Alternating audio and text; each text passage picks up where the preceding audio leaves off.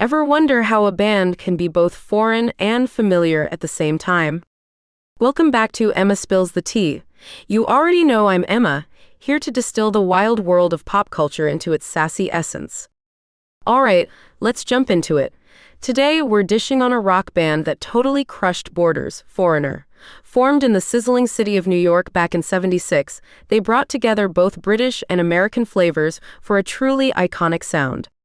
So, let me spill a little tea about the time I, experienced Foreigner live. It was OMG during this epic summer festival. Yeah, a total vibe, jukebox hero blasting through the speakers. And honey, the energy was electric. That's the magic of their music. It just sticks with you. Foreigner is like the rock version of the English Channel, connecting the UK and the US.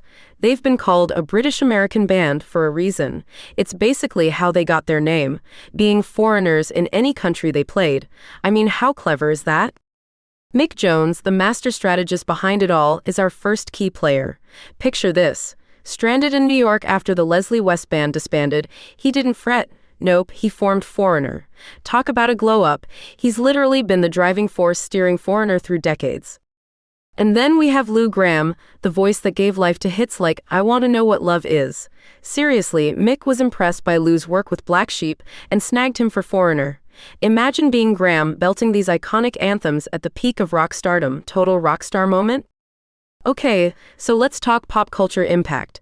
Their songs are everywhere. I Want to Know What Love Is has popped up in way too many films and TV shows to count, proving that it's more than just a tune, it's like a life soundtrack, as timeless as your go-to little black dress.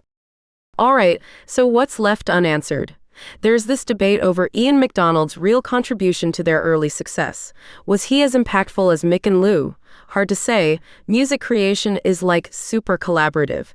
You can't just throw credit around like confetti. Everyone's influence is mashed together. Now for something different.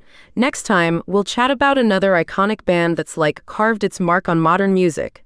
It's gonna be lit. Until next time, keep the music loud and the tea hot. Slay those playlists, Yas Queen.